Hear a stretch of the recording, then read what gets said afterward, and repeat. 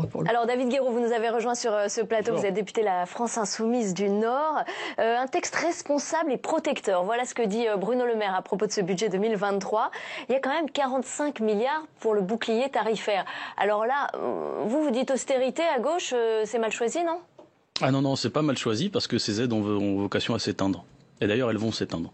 Le bouclier tarifaire, c'est quand même aussi 15% d'augmentation en plus pour l'électricité pour les Français. Enfin, faut pas l'oublier parce que c'est pas rien. À l'échelle de quelqu'un qui gagne un SMIC ou un RSA, 15% d'augmentation d'électricité. À l'échelle d'une petite entreprise, vous avez par exemple des boulangers ou autres qui ont des machines qui sont très consommatrices en électricité. 15% d'électricité, ça peut être une faillite. Et aujourd'hui, ce qui se passe dans le pays, c'est que vous avez une explosion des refus de prêts bancaires, vous avez des entreprises qui sont au bord de la faillite de plus en plus. Donc ce que j'appelle l'austérité, c'est le fait de mettre des moyens. C'est toujours la même chose avec les libéraux. Ils se rendent compte que pendant les crises, il n'y a que l'État qui tient. Il n'y a que l'État qui tient debout. Vous regardez les crises sanitaires, moi je l'ai dit dans mon discours hier, je suis enfant d'une génération, depuis 2008, on navigue de crise en crise, comme des cabris. Alors il y a eu la crise financière, il y a la crise sociale, il y a la crise sanitaire, il y a la crise économique, il y a la crise écologique, et en fait on essaye de nous stupéfier comme ça. La vérité c'est que le système dans lequel on vit est une crise permanente. Et donc si on se dit pas qu'à un moment, ce qui fait notre force, ce qui fait notre résilience, c'est l'État, c'est le collectif, c'est les pouvoirs publics, et c'est comment après on gère, moi je veux bien qu'on gère de manière responsable. Mais d'ailleurs, on a fait des propositions de gestion responsable. Et le débat va avoir lieu, hein, parce que ce débat n'a pas encore commencé. Non, mais bien sûr, non, mais parce que je dis ça, parce que vous voulez des économies. Moi, à chaque fois que j'entends, par exemple, on a eu ce débat avec Madame Louwagie sur, par exemple, la sobriété dans les administrations, etc. Moi, je veux bien qu'on en parle, mais personne ne sait chiffrer ça. Par contre, le retour de l'impôt sur la fortune, on sait que ça va donner 3 milliards en plus d'euros par an à l'État et que ça fera pas de mal ni aux classes moyennes, ni aux classes populaires. C'est pas symbolique, aux plus riches de ce pays. C'est 3 milliards, pour moi, c'est pas symbolique. Ou alors, il ne faut pas qu'on nous explique qu'il y ait de l'argent en 45 milliards de l'État. Pareil, regarde pour le bouclier tarifaire. Hein, ouais. Oui, mais vous savez, cet argent-là du bouclier tarifaire, on est en train de nous expliquer que c'est les Français qui vont le rembourser avec leur temps de vie, avec des réformes comme la réforme des retraites. Parce que la réforme des retraites, on est passé d'un discours, on nous disait c'est terrible, le système des retraites n'est pas à l'équilibre. C'est faux. À long terme, il l'est. Et surtout, cette année, 3 milliards d'excédent. 3 milliards d'euros d'excédent, rien que cette année. Ouais, mais le déficit revient à partir de 2023. Quelques années, démographiquement, on est bon. Eh ben, on est passé de ce discours à un discours qui nous dit il va falloir faire la réforme des retraites pour enflouer les caisses de l'État. C'est-à-dire que vous allez payer avec votre temps de vie la crise économique. Alors pour la France Insoumise, il faut aller pas des économies, mais il faut aller chercher l'argent là où elle est, si j'ai bien compris. Donc il y a l'ISF, et puis il y a cette taxe sur les super profits. Oui. Vous avez l'intention de défendre un amendement sur ce sujet ? Évidemment, parce que il y a quelques mois, Bruno Le Maire ne savait pas ce qu'était un super profit. Maintenant, tout le monde le sait, même lui, j'imagine. Donc je pense que quand on a des entreprises, et d'ailleurs ça se voit en ce moment, Total, où vous avez des PDG qui s'augmentent de 56%, qui touchent 6 millions d'euros par an, mais qui refusent des augmentations de salaire à ses propres employés alors que la boîte fait des dividendes et des bénéfices qu'elle n'avait jamais touchés auparavant. C'est un record absolu, les bénéfices de Total en ce moment. On estime qu'il faut partager. Voilà, c'est pas un gros mot de partager. Alors après, moi, c'est de l'argent immédiatement disponible si on le fait.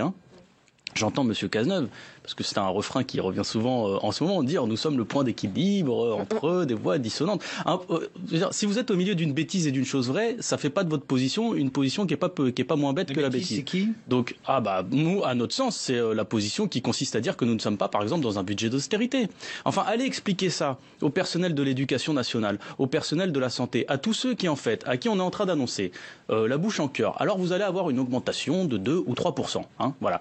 Donc sur votre ministère, vous avez 2 ou 3% en plus de budget. Oui, sauf que l'inflation, elle est à plus de 5. D'accord ? Donc en fait, quand vous rapportez ça à l'inflation, c'est une baisse des moyens. Par rapport aux besoins dont on a, c'est une baisse des moyens. Et en plus, si on ajoute là-dedans le calcul du retard qu'on a pris dans certains ministères, parce que je vous rappelle qu'on est en train de recruter nos professeurs en faisant du job dating, c'est-à-dire 2 semaines d'entretien pour pouvoir éduquer à nos gamins, ce qui me semble être quand même une chose primordiale dans le pays, eh ben oui, il y a des secteurs qui sont en train de s'effondrer. La santé, l'éducation. Bon, on le voit bien, on vous mettra pas d'accord sur ce plateau. plateau sur cette question du budget. Ici, personne n'a de boule de cristal, évidemment. C'est un peu une ambiance particulière parce que tout le monde connaît la fin de l'histoire, mais personne ne sait vraiment combien de temps elle va durer. Évidemment, vous l'avez dit, l'usage de 49.3. Allez, on va mettre une petite prudence, mais ne fait quasiment aucune question. Mais effectivement, puisque les oppositions ont dit qu'elles ne voteront pas le texte et que le gouvernement a déjà prévenu qu'il avait cet outil démocratique et constitutionnel pour doter la France d'un budget. Vous, c'est vrai que vous avez déposé une motion de rejet, donc ça veut dire que de toute façon, l'issue est inéluctable. Pour vous, il n'y a pas de vote pour sur ce budget? De ce qu'on a vu en commission finance, parce qu'il ne faut pas oublier qu'il y a eu un débat.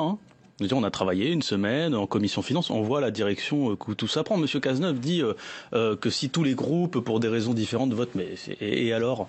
Bien sûr qu'on a des raisons différentes de vote, nous ne sommes pas les mêmes organisations politiques que les Républicains. Mais par contre, on a des constats communs.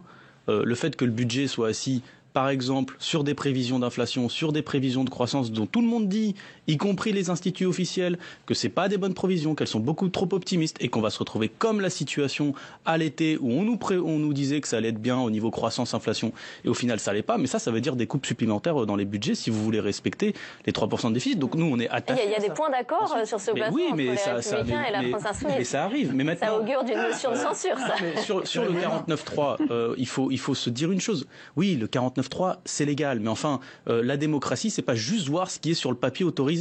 Sinon, allez-y, déclenchez les temps de siège, faites-vous plaisir. Non, il y a la mesure, il y a la proportion, il y a la place qu'on laisse au débat public. Nous, quand on vote une motion de rejet... Mais vous avez à cœur quand même de débattre, d'essayer de faire passer des amendements. Alors, bien sûr. D'ailleurs, je vous ferai remarquer qu'on nous a accusé, la France Insoumise, de bloquer les débats.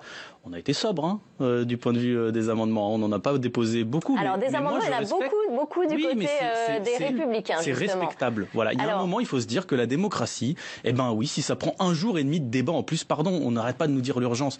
Les amendements qu'ont déposés les Républicains, ça va peut-être durer 1 jour de plus. Mais 1 jour de plus, ça va, c'est tenable d'un point de vue démocratique.